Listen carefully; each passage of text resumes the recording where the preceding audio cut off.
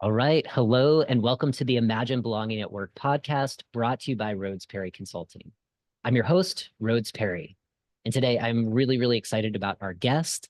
And this is all about really thinking about how we are designing and evaluating DEI interventions with a particular focus on how we're showing up and supporting those of us that are leading the work on building exceptional cultures in our workplace.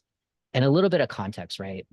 In the wake of last year's Supreme Court decision to overturn affirmative action, certain media personalities and definitely a few recalcitrant business leaders falsely claimed that, quote, DEI is dead. Now, this claim may very well be true for businesses that were never serious about this work, setting it up to succeed. Yet for businesses that want to remain relevant for the workforce and customers of the future, many are doubling down on their commitments. And according to research published by Fast Company, 75% of HR leaders believe DEI interventions are a crucial strategy to prepare for the future of work, which may be why 60% are increasing their DEI investments in 2024 alone. Now, while the demand for DEI interventions remains high, employers are seeking evidence and evaluation that these interventions are working. They want to know if the needle is moving in the direction of building healthier workplace cultures and diverse teams, which lead to better decisions, innovative ideas, business success, and even industry breakthroughs. So how do we design and evaluate the effectiveness of our work? Given the volatile, uncertain, and complexity of the times that we're living through, it's first important to ask better questions, starting with what kind of interventions does this current moment demand? And how can we link those interventions to our organization's broader strategic goals? Now, fortunately, our guest today, McKensie Mack, founder of MMG Earth, offers their insights on this episode of the Imagine Belonging podcast. McKensie's company recently partnered with Catalyst, a global nonprofit designed to accelerate programs for women through workplace inclusion, to design the Virtue Economy Survey to better understand how organizational leaders, DEI practitioners, and other changemakers continue to learn, grow, and evolve in the face of systemic and political adversity. McKensie is a leading voice on power, politics, and pop culture in a global marketplace. A trilingual tech enthusiast, future economist, and award-winning entrepreneur from the South Side of Chicago, they are the founder and CEO of MMG Earth, the first Black and non-binary-led research and change management firm in the US, and Boundary Work, a public service platform dedicated to raising collective awareness on boundaries and offering educational information for the betterment of culture, systems, and society. And together, our conversation supports people leaders, DEI professionals, HR folks, and others on their way to joining them. So I really encourage you to savor this insightful talk. And if you're interested in connecting with thought leaders like McKensie after these live interviews, definitely check out the blogging membership community, and you will get connected. And it's a great space to practice community care. Okay, so McKensie, thank you so much for being here. Thanks for sitting through that intro. I think that context is really important for where we're going to go together. And so it's always good to have you back here in this space. Thanks for being here. Absolutely. Thank you for having me back again. It's so nice to be able to sit with you again because I think the last time we sat together like this was what, maybe 4 years ago? It was a Maybe while. more. I Yeah, think right? I think so. I mean, I think it was at the second Belonging Network Summit. So that was like 2020. So okay, the world has really changed. and you're doing some really rad things. So just a lot of gratitude for the time, knowing how busy you are. And especially like with what we're going to talk about today, which is the Virtue Economy Survey. And so before we jump into that, I mean, I feel like that's really where I'm excited to go. I think that the concept of virtue economy it's out there. It's in the ether. And this might be a newer concept for some of the folks that are joining us today or who tune in later to the podcast. And so I was hoping that you could share a little bit about how you describe a virtue economy and just kind of recognizing that it is quite different than thinking about kind of mainstream the way we think about our economy, which is really focused on profit, unlimited growth, short-term goals, things like that. So, just kind of like your overarching definition, and As someone who kind of geeks out on economics, I'm like very interested in hearing your take on this. So please, virtue economy, how would you describe it? Absolutely. So I would describe the virtue economy as how our intrinsic values shape our financial decision making. And so when we think about, for example, economics, or we think about this idea of like rational choice within economics, which has many, many, many theories that I'm learning currently as I Mhm. kind of study economics and finance, is that it's the idea that we are all making decisions from a place of self-interest. And just because it's from a place of self-interest does not mean that there's some sort of a negative intent there, or there's some sort of a harmful intent. But it does mean that with every decision that we make, there's something within us, something that kind of propels us forward or pushes us forward to make that decision, which doesn't always, of course, as we know from a lot of us that have worked with, high level executive leaders, that have worked with executive directors, people in positions of decision making, that their decisions, as much as some of them would like to believe, are only based on objectivity and based on only the research that's available to them, the articles that they read, that their decision making also is incorporated by their own personally held values and lived experiences. And so it's a holistic lived experience that shapes how we decide to make decisions and what we decide to invest in. I love that. I love that. And I think that really kind of breaking out of objectivity, right? Like just kind of recognizing values really shape us, intrinsic values, those personal values drive us. And in some ways that, I would describe kind of my own as kind of a moral compass, right? And thinking like, oh, this is going to help other people, right? But at the same time, it's kind of my limited view or kind of my limited experiences that have shaped that. And that's kind of a rub, right? Like, and I know you do a lot of culture building work, right? And I imagine you're kind of guiding organizational leaders to think about kind of their own values, right? And then kind of like the values that they probably had some kind of process to kind of shape what the organization's values are. Before we kind of jump into the survey, some additional thoughts on that. Like, how do you help leaders kind of create more of that kind of shared understanding of like how we work together as a team, like thinking about those values that can at least allow people like when making team decisions or working through some kind of conflict, like you have something to hang your hat on where it's like, okay, wait, let's go back to what we say we believe in as a group. Do you think that is somehow helpful to counter some of the intrinsic personal values that might kind of make decisions that impact an organization or a team that would be more motivated by self-interest? I don't know if that makes Yeah, sense. Yeah. I think definitely. I think, like at MG Earth, we, have a saying where we talk about all the time, not fighting human nature, but Mm, instead sort of a better understanding like the form, so the ways in which people engage with one another.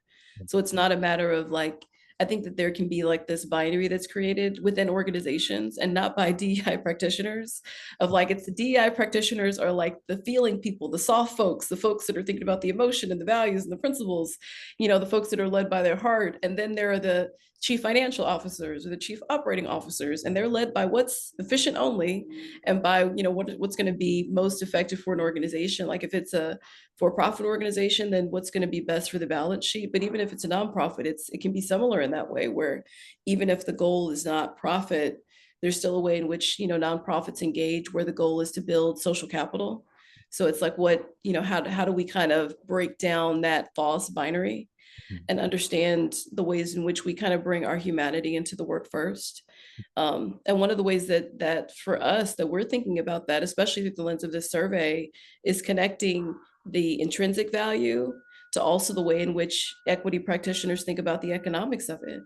And that can be pretty controversial in this space, because historically what's happened is it's been, again, either you are leading the work from a place of integrity and you're not thinking about the economics of it ever, or you are thinking about the economics and you're the person that's saying, hey, we actually shouldn't create environments where LGBTQ plus folks feel safe, or like where Black and brown folks feel safe, or where folks of experienced gender expansiveness in varied ways feel safe, unless there's some sort of an economic benefit, mhm, which we know is like not is completely and totally unethical. So there's nothing that's virtuous about that.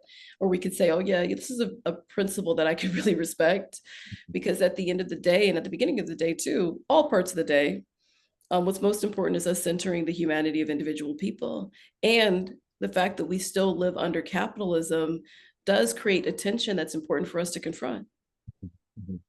Yeah, I think you're speaking to something that I think for a lot of us, particularly this year, just kind of recognizing the kind of significant pushback to this work, where, you know, at least in kind of conversations that I'm often having around kind of the virtual water cooler, folks just kind of saying, we have to go back to the business case. And it's like, well, I mean, that should be a part of it, right? And like you said, like kind of driving from the moral imperative, where it's like we're thinking about like creating exceptional workplace cultures that center people, that people are still kind of the driving force of business and relationship. And there's some positive benefits to the work that we're leading. So it's not that we're kind of driven by, like you said, it's not just having that kind of business case that makes our work possible. It's just kind of showing like this work is having a positive impact, and we can actually relate that to some of the bottom line metrics that we're looking at. Absolutely. And even saying that, you know, there is some tension to that, right? But it's related to what we're talking about today, which is like, how are we knowing if this work is effective, right? Like, where's the evidence, the evaluation?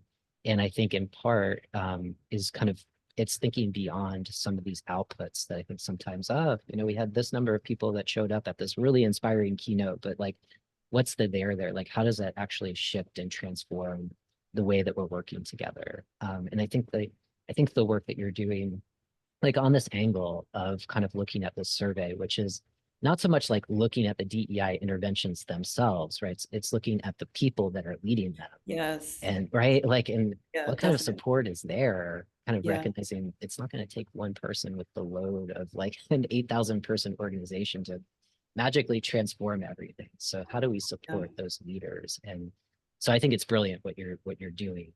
Um, Oh, thank you. and kind of like, I mean, one of the pieces that you're looking at in that survey is kind of some of like the barriers, right?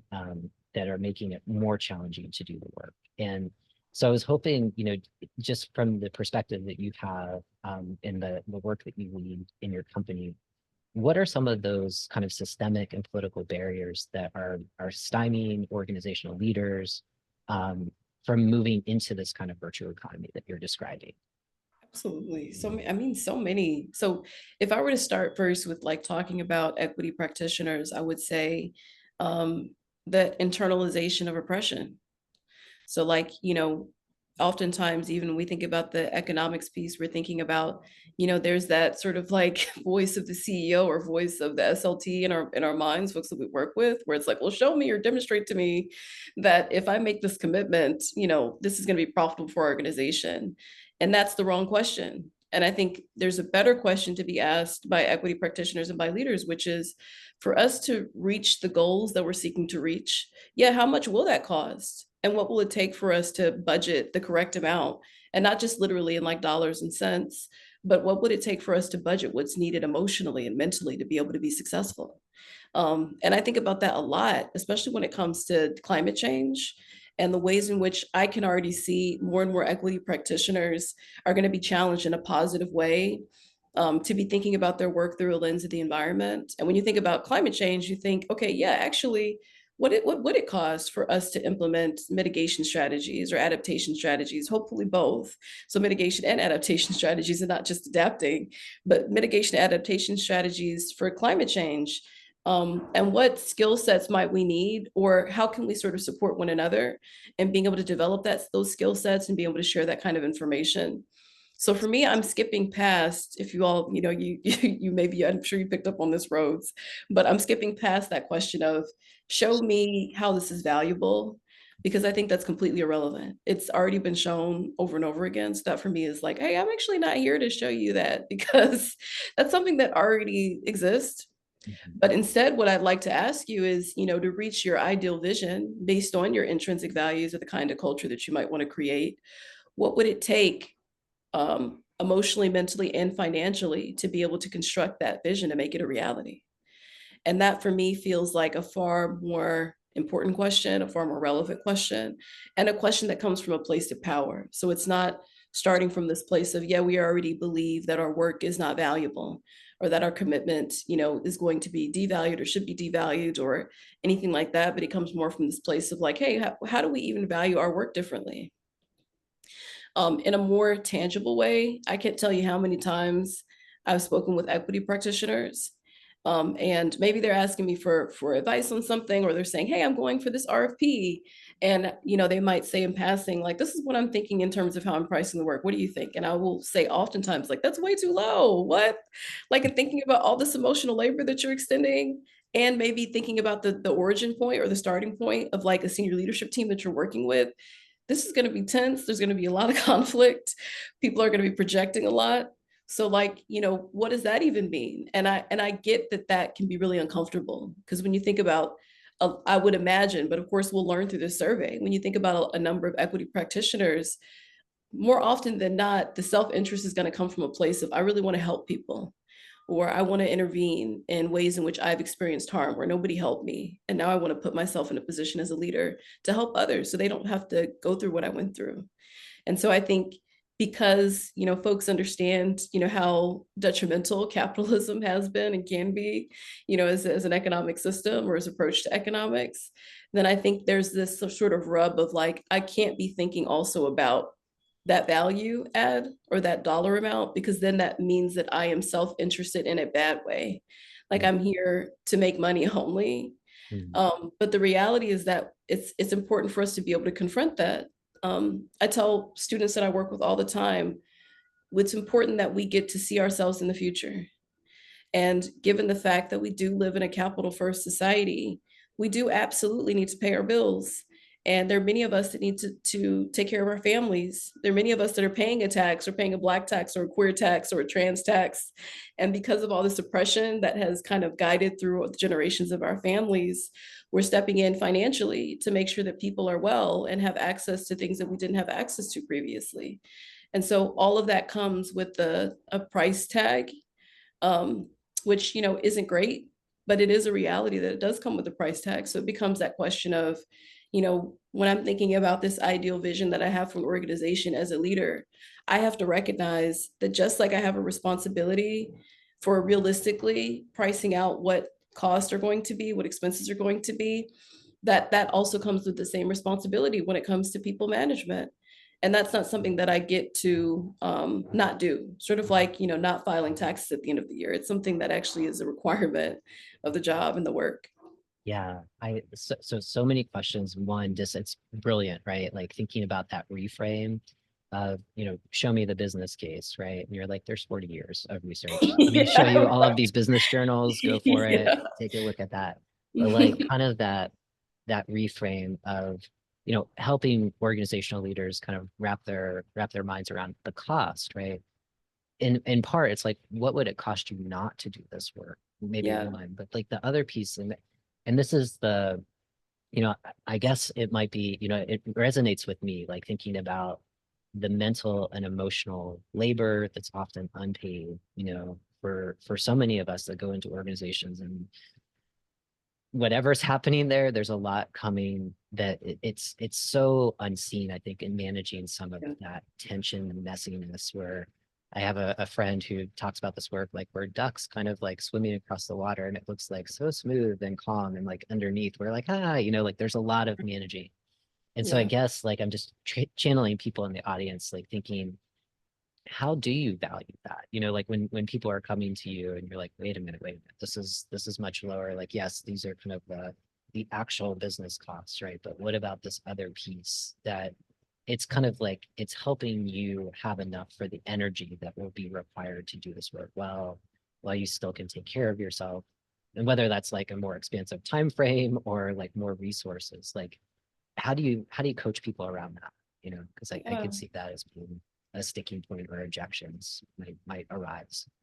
That's such a great question, Rose. I think that one of the things that I like to think about is I'm a very polymathic person and like a polymathic thinker. So I like to take from various sort of like fields of knowledge and kind of put them together. Or if I find something that's effective in one sector, I'm like, wait a minute, this could actually be effective in this other sector. And this is another place in which it fits.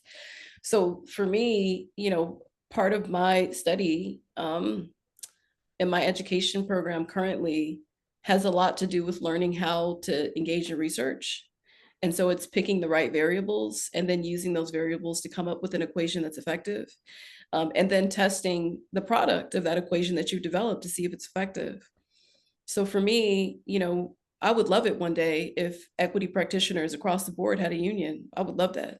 I don't know if one day that'll happen or not, but I think it'd be so beneficial for folks, for younger people entering into the market where they would already know there's a certain price in which I cannot engage in this work at this level, because there's a high chance of burnout and a low chance of me being able to take care of myself financially. But some of the variables that I like to think about is I like to actually do research on like burnout. So when we think about when a person gets to that place where they're truly burnt out and they can't really engage in work, and that's across sectors, that could be several months to 2 years where they potentially could not, work, where mentally, emotionally, they're not present, or where the idea of going to work could potentially bring up anxiety for them, like immobilizing anxiety or fear.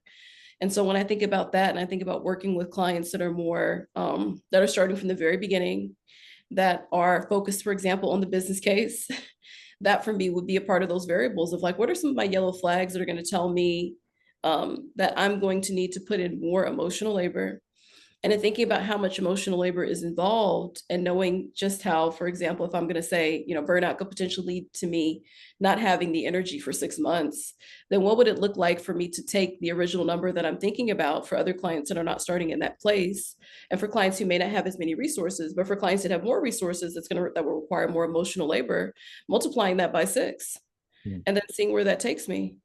And I know that that can be scary for folks because there's this idea that the virtue economy is purist, that, if we're doing this work, then we're taking some sort of a vow to not be able to take care of ourselves or not be able to look out for ourselves.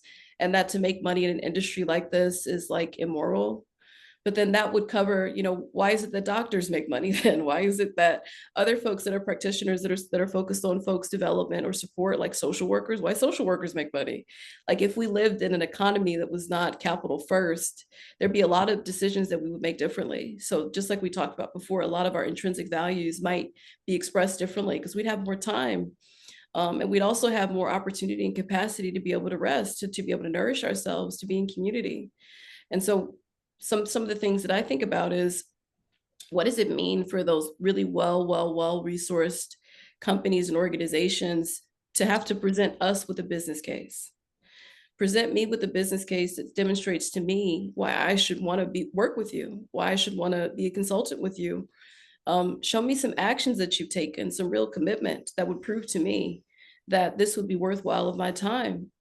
And I think that can be a real struggle for folks, especially when they're coming from this place of, I want to intervene in harm. And like, that is my true motivation. Like, I really want to help people and support people. Because the reality too is that if we're burnt out, or if we're just in our roles in our consulting that we're engaged with, being mistreated every day, and to a point where we can't do the work anymore, then that means that that's one less person with an intention to really help, and an intention of a person who actually really cares about community, who's no longer in the sector. And we know we already have a very high turnover rate within organizations, but then also every 4 years during a presidential election, there are a number of folks that leave the DEI industry, the equity industry, because they're tired. So in thinking about that, it's what does that long-term viability look like? And then individually, what does it mean to hold ourselves to a higher standard so that we can have more staying power?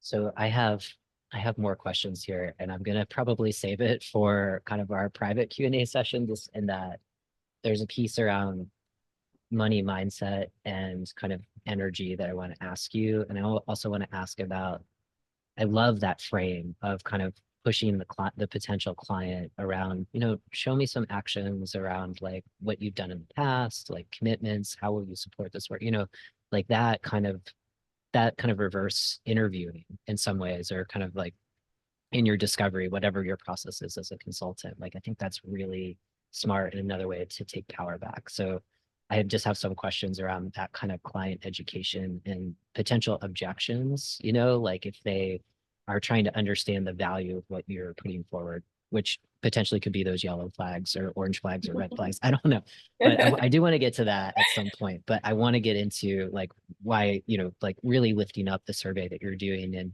trying to, learn how our audience can support you. So let's kind of talk about like the virtue economy survey. Like, how was that first conceptualized? I know you're working with Catalyst, so was Yeah, that something that they approached you? Did you approach them? really good question. And like, what evidence did you kind of maybe already have, or just probably like experiences and conversations you're having with other practitioners around like, I think this is really important to look at. So really great question. So I'll say that first we started with the survey to identify like learning and development opportunities or learning and development gaps among equity practitioners. So that's the survey that we did in collaboration with Catalyst. One of the things that was really sort of instrumental for our team that came out of that experience, which made us want to do the virtue economy survey, was that there were so many people who expressed interest in developing a fundamental understanding around identity and around power. And that surprised me. But then it also makes me think about the fact that one of our brace-based agreements, whenever we're going and we're engaged in work with clients, is that we all have something to learn and something to unlearn. So the fact that we had so many folks working across organizations, focused in equity also, but not only, but a gross majority, who were saying, I want to dive deeper into topics around identity and power, but then across race, gender, age, I also specifically want to focus in on developing a fundamental understanding. And so I think for me, when I saw that finding, I was inspired.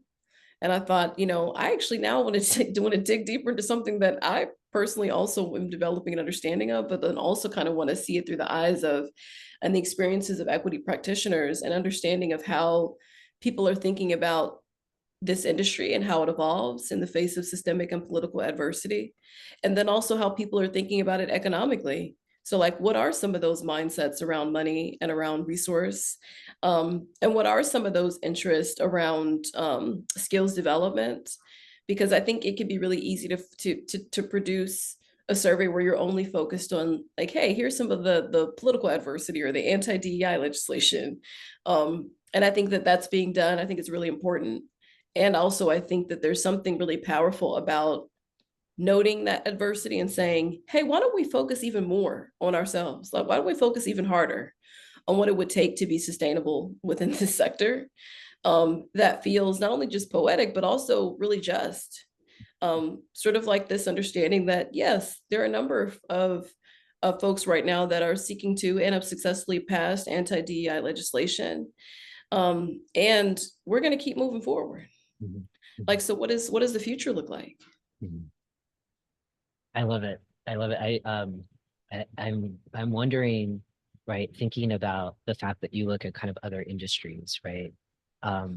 In kind of that support in the research that you're doing, and maybe this is just kind of unfolding as you go. Are there other industries that you can look to where you see like kind of like an ecosystem, like a way of supporting practitioners over time, knowing that, and maybe it's like within health, like medical, like in medical communities of knowing how, the hours that doctors and nurses and everyone that's involved in that world work. Like, is that one of the industries that you look at, or are there others that you might say, wow, there's some good models out there that maybe this could be supportive for those folks that are leading in DEI spaces? Absolutely. I would say that there's some great models, like specifically within nonprofits that increasingly are being led by Black and Brown, Indigenous, and LGBTQIA plus like young people who are coming into an existing system, an existing structure. And those folks that are guiding them into those spaces are providing them with like, week to week, month to month coaching and development and like tracking their progress over time to make sure they can be really successful with their goals in the future. I mean, I'm personally biased towards their third wave fund, but I'm also like, on their advisory council. Yeah. I can't take credit for the fact that this is a structure that existed before I joined, where so much support in helping to develop leaders over time, and providing them with guidance, but then also providing them with the space to be able to make their own decisions. And I think we all need guidance. no matter where we are in the space or how long, we've been working towards an equitable and just future, it really is something so something that can feel so restful to actually have people that who are looking out for you and who would say, hey, you're doing great in this area, in this area, in this area. And then I also see some other areas where you could, seek to improve.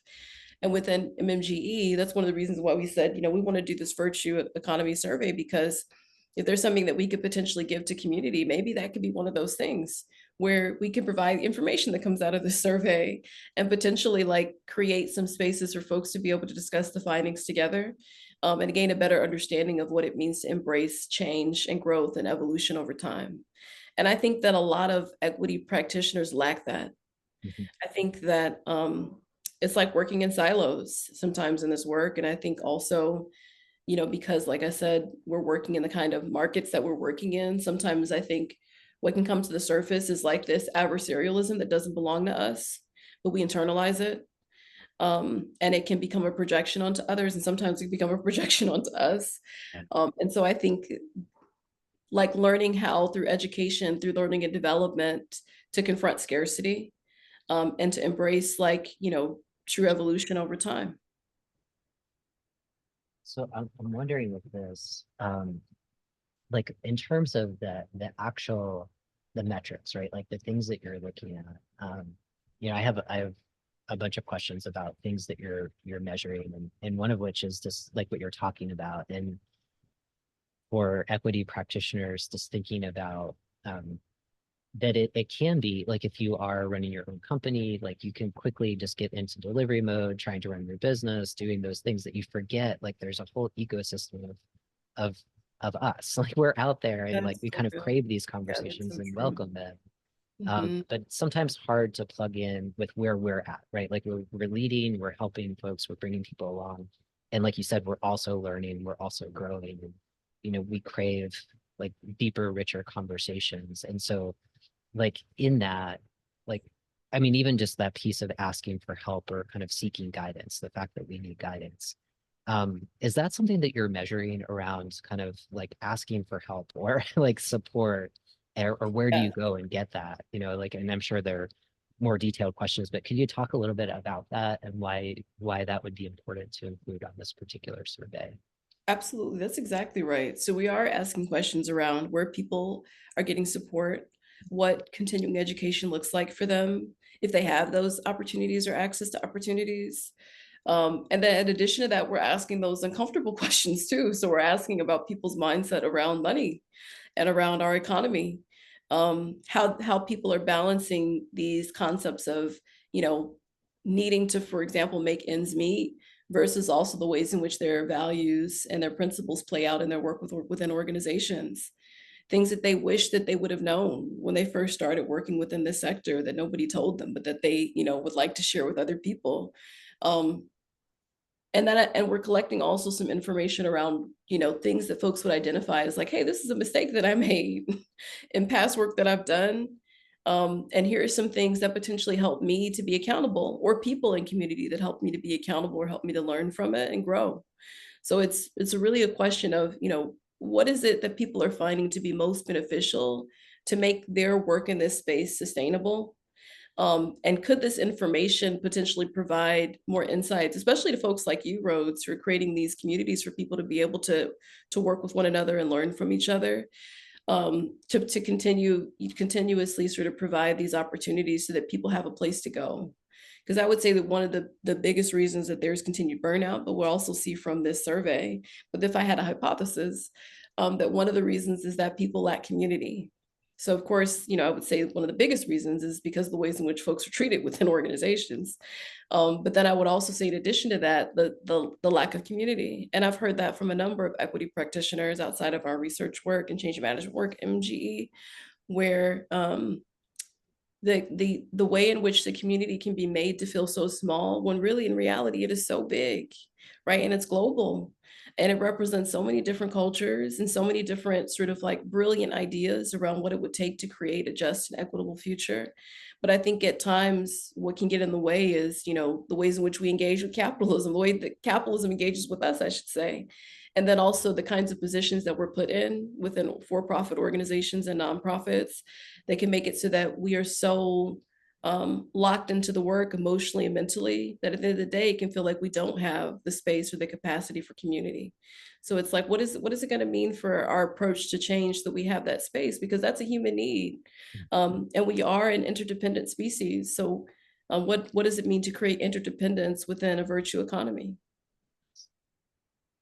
I want to read the findings now. I know you're trying to get this. I'm like, this could help so many people, myself included. And in these conversations in community, just examining the findings and seeing if it resonates. I mean, I'm sure most of what comes out of the official report will kind of, I mean, I kind of feel it in my body where it will be a breath of fresh air where it's like, oh, I'm not the only one that sees this or experiences this. Like that's kind of what's coming up for me right now. And so talk to me a little bit about ways that you're trying to let practitioners know that this survey is out. Are you in that phase yet of obviously you're on the show, you're talking about it, but Yes. what does that look like? And for those folks that are listening, now that they know that you're working on this, like how can we support and get the word out? So really great question. So our survey is going to go live actually next Friday. And so one of the ways to be so beneficial is we'll be sharing it on social across all of our pages on social media at MMG Earth. We'll also be sharing it in our newsletter. But like when we send out that link, it'd be so helpful if folks would share it. I think, and also when you're sharing it, share with people, hey, you may be someone who takes surveys often. And as folks who sometimes tend to be in the background, this is about visibilizing you or centering you as like an equity practitioner. So please do prepare yourself and like take care of yourself before you take it and then also after. Because I know that that can be triggering for folks who sometimes are invisibilized and like their labor and especially their emotional labor is rendered invisible. I know you mentioned that earlier, Rhodes. So I think it's something about the sharing of it, but then also in the invitation, there being like this normalizing of like, hey, this is about centering you and centering your lived experience. So it's a totally optional take. And also like, as you're taking it, know that it's a labor of love and it's meant to ask questions that potentially could inform you or help you to be reflective. But then also there will be some questions asked that will make you feel uncomfortable just by the nature of it not being about your clients. It's not about, the leaders you work with necessarily, but it's really very much about you and what it means for you to be able to engage in the virtue economy in the long term. That is a big shift, right? As you were saying that, I was like, oh, right, yeah. It's I'm even thinking about that in the role that I play with my clients of like, how do we get this out? And it's like, wait, I need to take this too. So Yeah. get some tea and like stretch into it, right? But Yeah. and it's smart, you're sending it out on a Friday, right? So Friday, June 7th. And it's a way for people to do some reflection, which I think is going to be really, I mean, I would imagine it to be cathartic. So I'm looking forward to kind of taking a look at it. And of course, we'll be sharing it. For those folks that are listening to the podcast, we'll include the link in our show notes. And McKensie, how long will it be open for? So it's June 7th, 2024. So is it a couple of months, a week? Yeah, so we're going to keep it open for a month. Okay. And then we'll see, depending on the response, we might open it longer, but we're starting at that 4-week mark. So from June 7th and 4 weeks forward. Okay.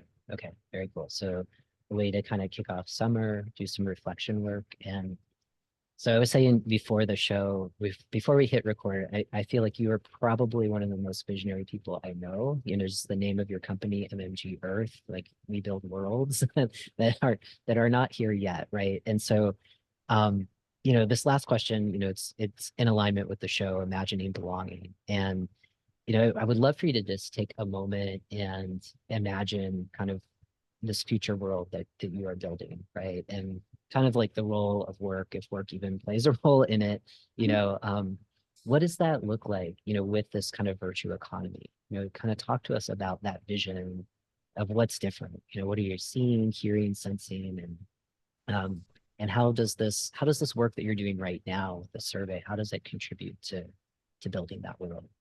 I love this question. So I would say it's a starting point that in that ideal world, we all work just a little bit less. And, folks are skilled appropriately so that more folks can divide up the labor that exists, which allows people as a whole to be able to work less, to be taken care of. I think that there is a lot more care extended towards workers in particular. So like people are paid a living wage. If folks really want to take time off or want to be with their families, want to exist in communities, they can do that. I think it's a world where accountability is preemptive as opposed to being something that, we kind of pull out of people, we try to force people to experience. And then also definitely one of the biggest pieces around that world is like, we're taking care of our environment.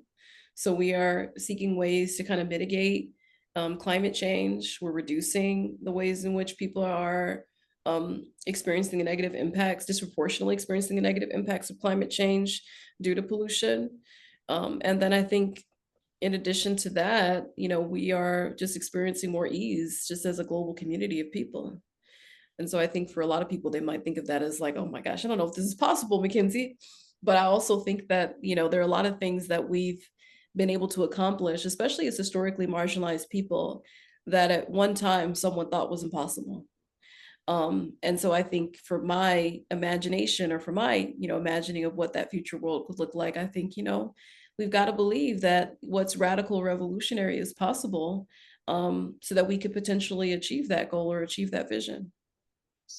Yes, well, I saw a lot of glimmers of that vision in this conversation that we had in like 42 minutes or so. So I am on board. I'm signing up for that. I am happy to contribute to build that kind of world because we can imagine it, right? And I think that's like such an innate human ability of the power of imagination and then kind of working towards achieving it. It's kind of basic goal setting and it's bold, right? And I think we can get there. So thank you for sharing that with us, McKensie. And thank you just for being here again. Really value you and really love the work that you're doing. So thank you. And for folks that have tuned in, thanks so much. We're going to go into our private Q&A session right now. So again, if you want to connect with thought leaders like McKensie, check out the Belonging Membership Community. It's belongingmembershipcommunity.com. And for folks that know about our Belonging Circle, we talk about kind of community gathering of DEI leaders and other visionaries. We're connecting next Thursday, June 6th, day before the Virtue Survey launches. And McKinsey's coming back with Income and Defo, and it's going to be an awesome conversation about moving at the speed of trust and how some of this work around surveying, evaluation, how that can help build trust. And then we'll be talking about somatics and a lot of other cool stuff. So hope to see you there.